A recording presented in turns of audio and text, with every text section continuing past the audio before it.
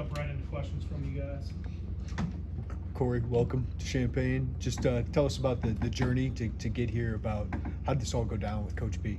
I mean, the journey was as simple as last week. I was just, doing what most people would say, being great where my feet are.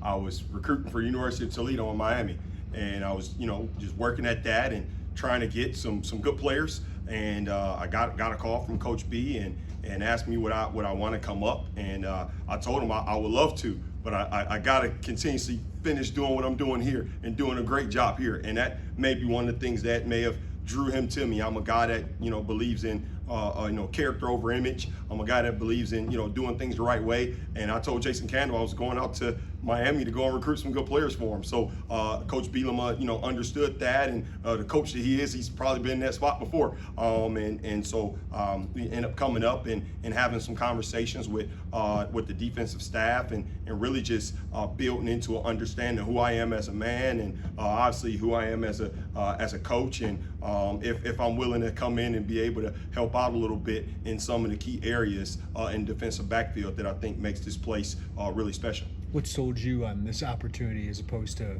waiting or taking a different one? Oh, well, Coach Bielema, obviously, and the fact that he has had success at building head coaches and building coaches, and now you got Coach Walters at Purdue and what he's able to bring to the table as far as in this program alone. The type of success that these guys are building upon is something that draws me in. It's something that creates a little bit of interest for me to say, hey, could be a good challenge, and to be along with Coach J-Mo, right, to be along with these guys on his staff, this great defensive staff. It's an honor for me to work under a guy like Coach Aaron Henry and see, what makes things work for him as a defensive backs coach has been successful at so many other places. So all the great things align. In addition to, it's the Big Ten. It's a great level of college football that I grew up in. I grew up around, watching TV every single Saturday morning and trying to, learn about, different great players that play at this level. So definitely that drew me in as well. It's the top challenge in our Midwest. If you're from the Midwest, you want to coach and you want to be a part of Big Ten football. Coach, is a big time of year for recruiting. Have you been able to jump right in and start talking to kids? Oh yeah. As soon as I took the job, it was right now.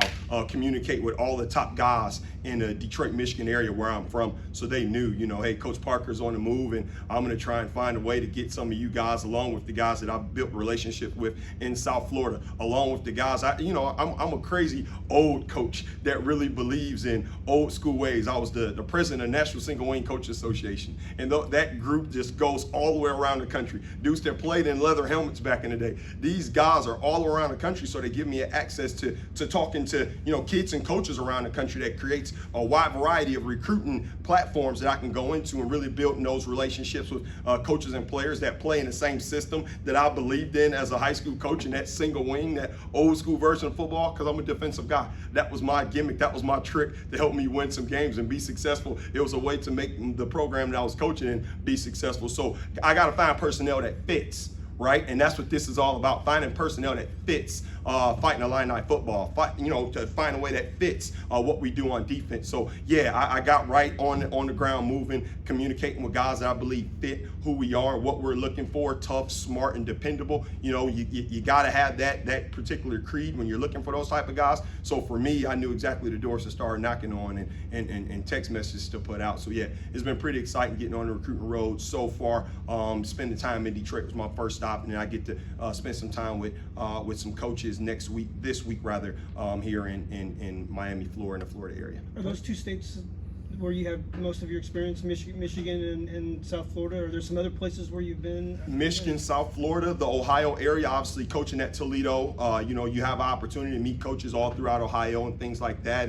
And so those would be, the areas that I believe I'll have some success in. But I've been in New Jersey and had to recruit that area before. I've been, in different places to create relationships. And that's what recruiting is all about, really, right? Relationships. The type of relationship you have with a guy gives you an opportunity to really connect with him and make him want to say, hey, I want to send one of my players to play for you, right? Because that's what it's about. And so that's what I want to make sure I'm always trying to present for Fighting Illini football. Coach, how much do you know about this place, the history of the program, the community. How much did you know about this before coming here? Didn't know much about I was the gonna say. community that surrounds it. Not much about Champaign. I have some old teammates that I played with, that's from the Illinois area. Mike Ramelli played with me at Eastern Michigan. He was a high school coach here at Plainfield East High School, and so I've got some relationships, some guys that's going to tap into me and really help me build relationships around the community. But most of all, I know about fighting the line of football. I know about Juice Williams. I know about Dick Butkus. I know about great football players. Like I said, I grew up in Big Ten country, so I know what this place really has had as far as the type of players. I know, the storied Ron Zooks and guys like that has been here. And ultimately, I know the man that I'm working for. I know about Brett Bielema. So excited to be here and just learn more about the community and try and tap into any way that I can help and help continuously serve it. Did Illinois come into your school over the years to recruit? And that happened a lot. Yeah. Other Coach coaches? Coach Jamison has Okay. been inside of my school at River Rouge to recruit my guys, and obviously talked to Coach Bielema before about one of my defensive tackles that's now in the NFL, and so I've had some relationship with these guys, but I can't say we were the best of friends. It's not ha he is really just a respected level. Hey, this is Coach Bielema, this is Coach Jamison, this is all of these different coaches that they have on this staff that are really, really good men, and like I said, I'm drawn to those type of people. Corey, statistically, it was clear that at Toledo the last few years, you guys were the least penalized, one of the least penalized team in the nation, especially with your defensive backfield. That was the opposite of last year here in Illinois. How do you, layman's terms, go about kind of coaching that type of discipline once you get here? I think discipline comes from, a certain language of love. Like, the kids got to know that you care about them as people and that you're talking and experiencing things with them. So if they get a penalty, I get a penalty too. So that was my fault for not doing the best job of preparing you. So I'm a thumb pointer, I'm not a finger pointer, right? And that's the first part. So they know I'm doing this with you, I'm going through this battle with you. The rules of college football and football itself are very, very tough for defensive backs to live in. So let me teach you from guys that are living in an even tougher world in the NFL. So I have different mentors that are in the NFL that are defensive backs coaches that were at some point college coaches, and they came inside of my building to recruit my players. So with that, those guys came and asked me questions. Hey, Corey, how are you teaching this type of technique? How are you teaching that type of technique? Well, let's have a reciprocity in that relationship, because now those guys are now ready to pour into me and give me, hey, this is some of the things that we do at practice that you may want to try. So we really do a great attempt of not touching guys after 5 yards, because that's a real thing in the NFL. That is a penalty. Well, in this particular league, you can do it, but why would I allow you to do it if we can find a way to play great with our eyes and great with our feet and be in great positioning to set up an overthrow or even create a PBU? So it really comes down to, having some discipline at what you're doing, but how you're doing it. We'll put on oven mitts at practice, boxing gloves at practice. I got nothing to grab, got nothing to hold, because my hands are clasped in a closed surface. So those are some of the things that I've did in the past. I can't guarantee it's gonna work. There's no secret sauce, but you just gotta work in it. You gotta believe at it, and most of all, you gotta be able to communicate with your players with a level of love language that they wanna do it for you, because they're doing it with you. So that's my outlook on how we were not penalized over the past couple of years so far at Toledo. Corey, obviously you spent a long time in high school. Yeah. You made that jump to Toledo, and now you're Power 2, I guess Power 4 assistant. Like, how would you describe your journey from there, and why was it the right time to make that leap when you did to Toledo, and obviously now? Well, that was hard. It was hard when I left my high school players, right? Because like I said, I used that love language word, and in this game, in this field of football, sometimes it's just thrown around. Well, no, I have like lifelong relationships with these kids. I'll tell them one day when I'm pushing daisies in my casket, you remember something that coach tried to teach you, something that coach tried to give to you that has nothing to do with football. So for me, it was hard for me to leave River Rouge just as much. It was hard for me to leave Toledo just now. And so I called every single player. Right? I talked to every single guy. Those were some heartfelt conversations. But most of all, those guys were proud of me and they were happy for me. It gives me goosebumps right now thinking about it, because it was the same thing at River Rouge. Those guys felt like passion about like my success, because I had sacrificed so much to see them grow, giving them so much. So that's ultimately who I am as a man. I give everything, everybody, everything I have. I give it every single rep, every single down. So I don't have it anymore.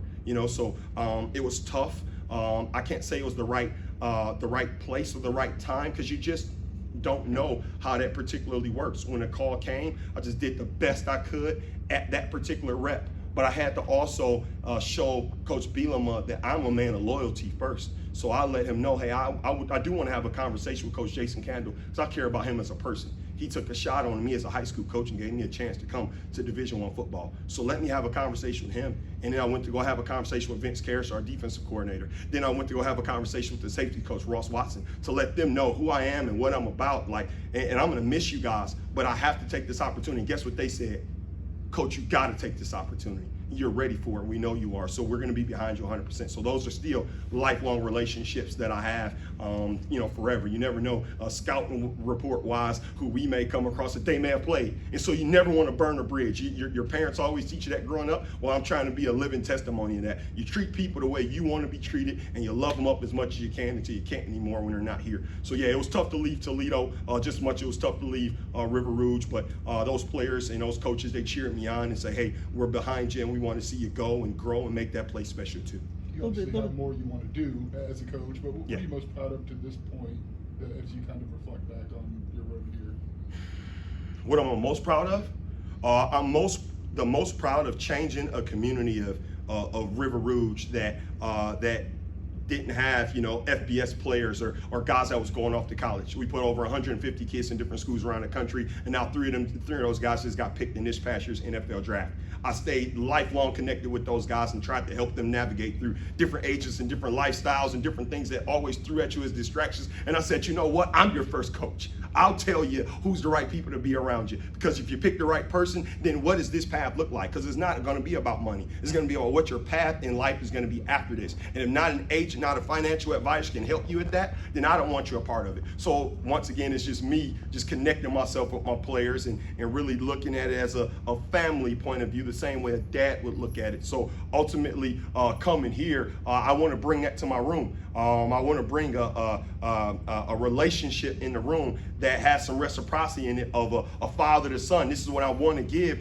to these guys. This is what I want to give to Xavier. The same thing that I did at Toledo. This is what I did. This is what I wanted to give to Quinyon Mitchell. This is what I wanted to give to Chris McDonald because they had never saw it. They had never felt it before. But I thought it's so much authenticity when you give to a guy and you have nothing left other than just, I want the best for you.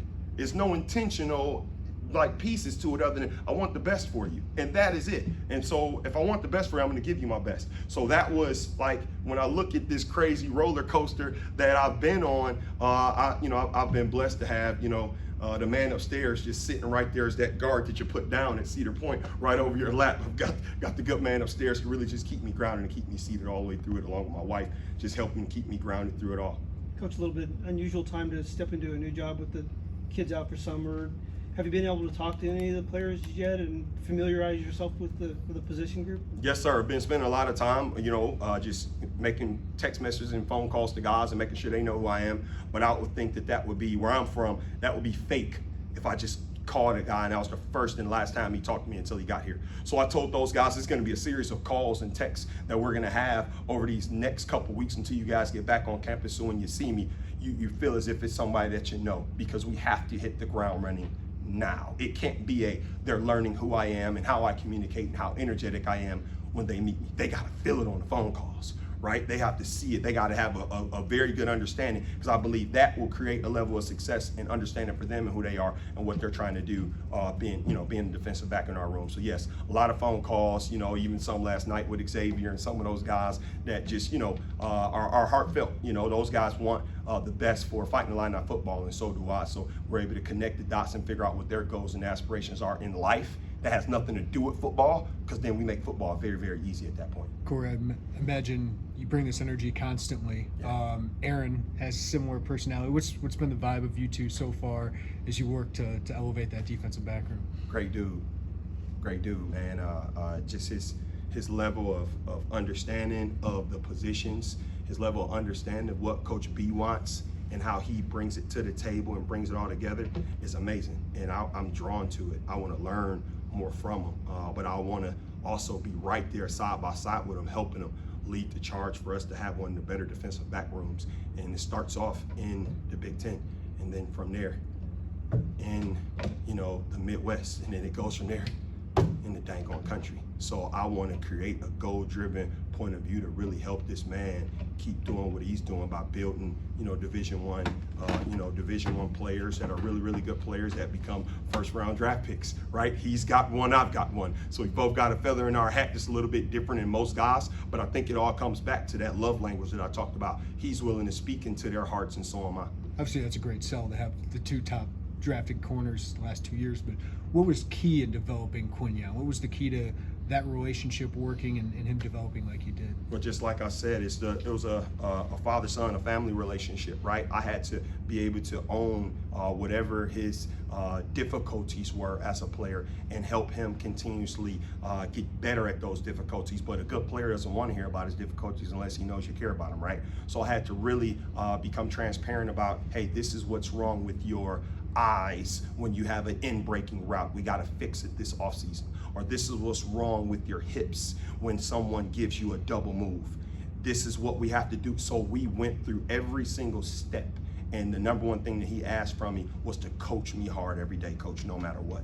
And that's what I did. That's what I gave to him. And he was able to trust me to give him information from all of these different NFL mentors that I have that I'm able to now pour inside of a cup that wasn't full, it was empty, and he was willing to take in everything I was willing to coach him. So had an open heart and an open mind and willing to learn, but he also ran, 23 miles per hour on a catapult too. That helps him out a little bit too, You coached against this team a year ago. Yes, sir. Did it ever dawn on you, hey, I could come back here and work someday? Was that even in your head ever or not? I was just in shock and in awe about how many people was in the stands. It was beautiful. I'm like, this place is packed. I got to coach my butt off today. So I was just thinking about winning and helping my guys be successful first. But was I a little bit like a dreamer? The kid in me, the 8-year-old football player in me that said, man, I would love to coach or play in a place like this. Yes, sir, no doubt. Because that's rare. You know what I mean? It's rare, to have that many people. They're out there for pregame. You know what I mean? Like, ready to go. And so I was excited, and definitely it was something that I knew when Coach B, gave me that call. I knew, like, this is something to really fight to get, because they got a very good following, and I want to be a part of that. I want to help that place. So yeah, I was a dreamer a little bit too, but I was thinking about winning when I was out there, to be honest. Well, as someone who used to be a high school coach, how did that teach you how to build relationships as a recruiter?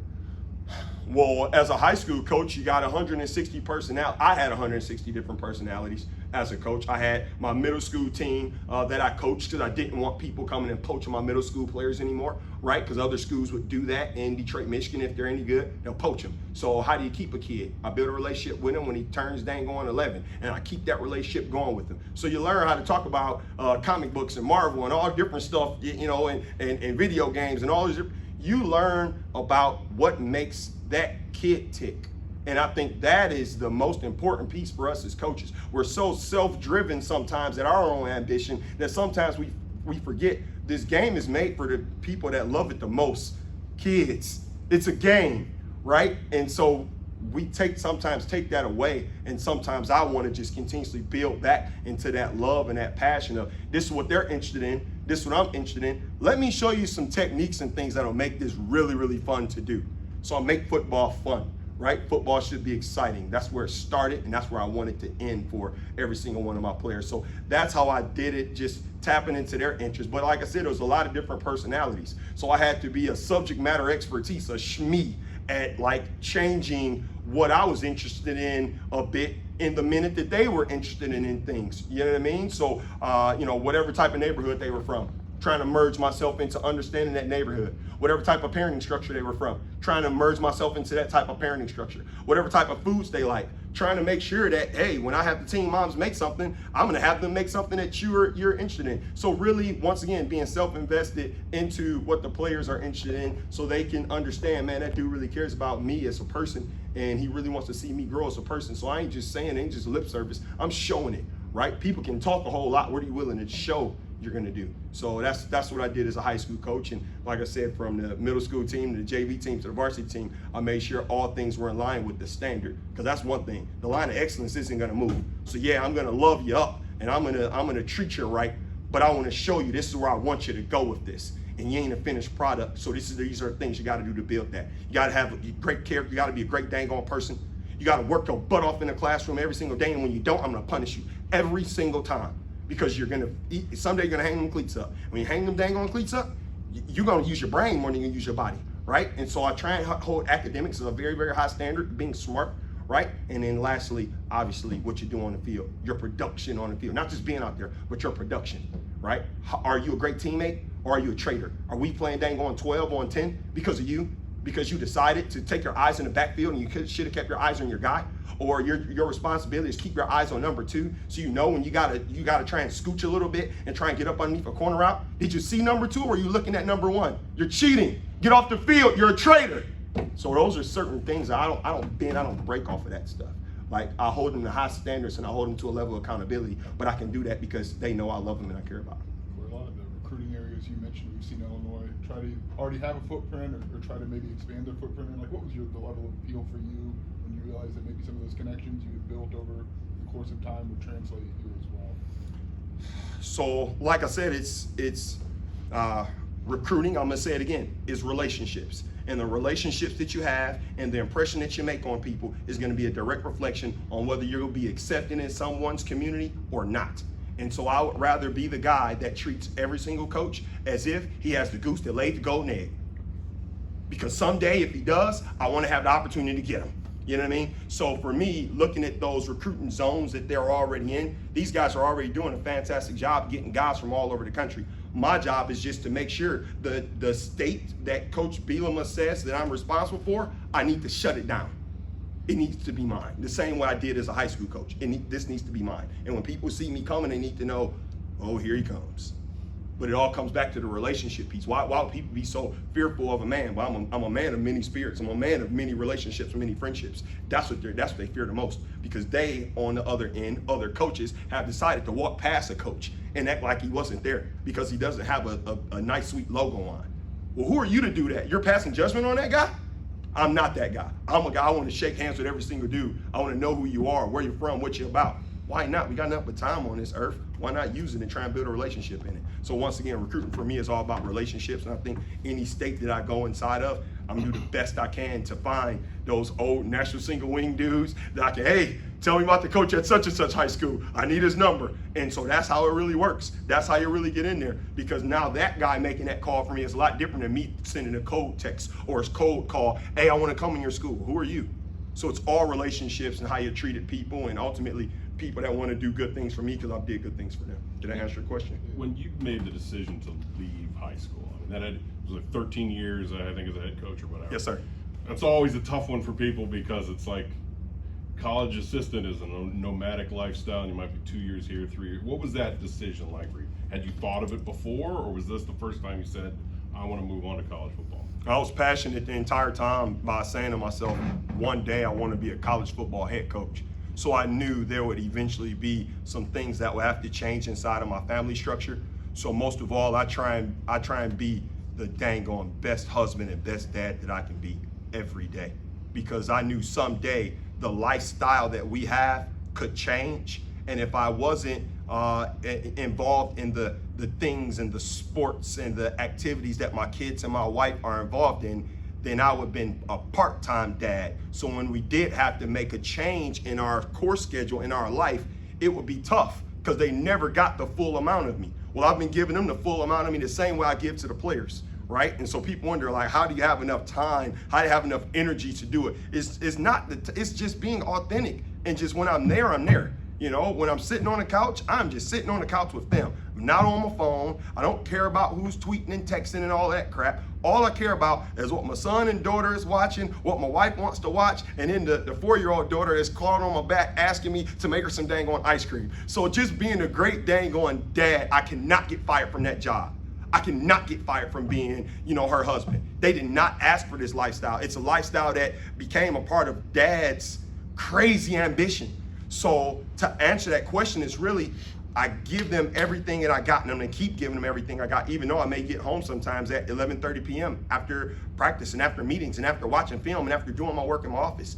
and they'll be okay with that, because throughout that day, all the way to 11:30, I'll probably talk to them dang on 8 or 9 times. I've texted, I've called, hey, what's going on at home? Hey, what you guys doing? Hey, what we got for dinner? You need me to send any food, or if you need me to do anything. So just being authentic and being there, being present, even though I'm not physically present, is the most important piece. And my wife is a soldier.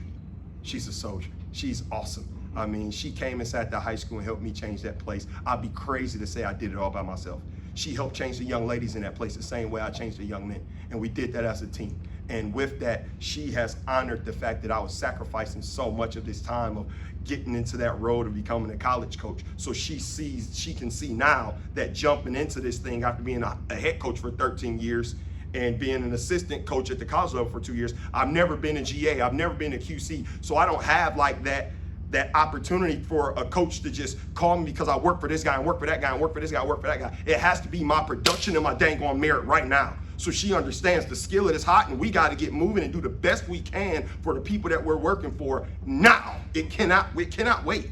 And so she gets it and she loves me for it, and I honor her and I love her for that too. So it's really like we're different, bro. Like we're really different in that space where she's not concerned with dad and husband not being home, because she knows she's going to hear from me and I'm going to talk to the kids, FaceTime and all that stuff throughout the day too. So the decision to move a couple states away, I mean, Detroit and Toledo aren't far. You know, this is a big move for a family. Huge. What was that conversation like? The conversation was, baby, do you want me to give my all for this? She said, give it your all. You can do it. So, man. Coach, anything different? Tough, but it was exciting because she when you get that pat on your back from your wife, bro, like nothing can stop you. You know what I mean? It's like that old school pat on the back from mom or grandma back in the day. Nothing like invincible. So she told me, go get it. Okay, I got it. So, yeah, so she's happy, I'm happy. I do the best here. Anything different here, scheme-wise or technique-wise, that you've had to pick up on? I know Coach Henry likes to play a lot of press man. So anything different here? No. So his press man and my press man have a lot of mirrored similarities, right? And I think he has did a great job where he has been with his defensive backs, you know, at Vanderbilt and different places that he's been in, and had tons of success with the different techniques that he believed in. So my job is to merge my thoughts with his, and also to add just a little bit of my flavor inside that pot of gumbo too, so that it's not too salty, but it's not too bland either. So it's got to be something that ultimately is the best for the personnel. It's the best for the scheme and what we're doing. So I'm not too self-observant to say, oh yeah, we have to do it my way. No, it's our way. It's a family. It's the Fighting Illini way. So that's what I'm all about right now, is just trying to get an understanding of the when and the why behind the different techniques that they use, what down and distances they use it. Because now we're able to teach our players scenario-based football. And that's what I think you're really trying to do, is make sure the players understand what scenario they want to use, what press technique in, and the why. Because once they have that answer, it's not much coaching that we're really doing. We're just managing the behaviors and making sure their eye discipline is correct deep down the field, because they're going to always put us in the right situation, because we've coached them and they've now taken that and they have ran with it in a space where they are now, you know, the best version of themselves every single down. Nobody has to tell them how to do that, because they understand the scenario behind it. Does that make sense? Corey, they officially announced Terrence Brooks is joining the program at your position. Have you been able to look into him, how much you know about him, and what do you think he can bring to the program? Definitely will been in touch with that big, long, fast, athletic dude, and really excited to coach him and really just continuously hone down on some of the techniques that he uses. And I know, Texas and some of the things that they did is different than some of the things that, the Fighting Illini did, and different than some of the things that we did at Toledo. But at the end of the day, defensive back play is defensive back play. Trying to take a big, long, strong, fast dude like that and put him in a space where he understands how to curtail his eye discipline to be elite level eye discipline.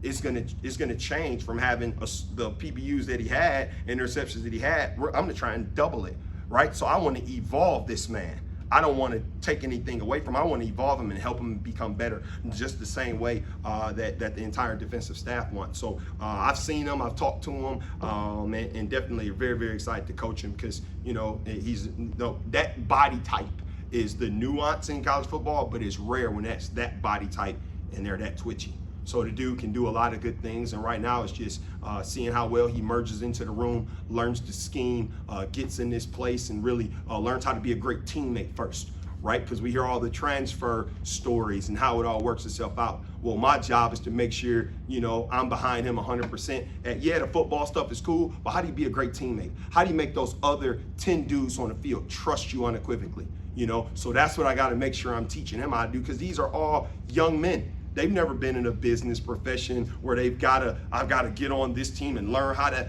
acquiesce with the way that they behave. Well, now that's my objective, to make sure he understands, like, hey, bro, this is your job. Yeah, you need to maybe go and hang out with these guys a little bit more, or maybe you need to go and have conversations with these guys a little bit more, because you haven't had the time to build that equity in the relationship space, in the trust space. So when they communicate with you, it needs to be a little bit more intentional. So I'm excited to teach him that type of stuff. But those are all skills that he's going to be able to take with him after he hangs his cleats up, and that's what I'm all about. What's the response maybe been from the guys with the texts and calls, just in the last Oh man, week or so? yeah, the texts back have been crazy. Like, coach, I'm excited to play for you, man. Let's go. You know, it's that type of deal, because, you know, it seems like every time I talk to somebody, it's like a pregame speech. But I don't know any other way. Like, I am this jacked every single day. And I didn't even get to finish my coffee. I just had like 2 sips. I really want to enjoy it, but, you know, this is who I am. I was the same way as a player, right? I'm the same way as a coach. I'll never change. Once again, where I'm from, East 6 Mile in Detroit, we call that being fake, if you change up, right? So the conversation with the guys have been very, very receiving, very, you know, very exciting. Xavier's talk with me last night was like, Coach, like, man, I want to get better. I know I can do more. You know, it's just different stuff that these guys are saying. Like, they want more from themselves, and they want somebody to continuously help amplify that. That's crazy, because they gonna get it. They gonna get it from me. I'm gonna give them everything I got. So I'm excited about that. Yeah, did I answer your question? Perfect. That's all good.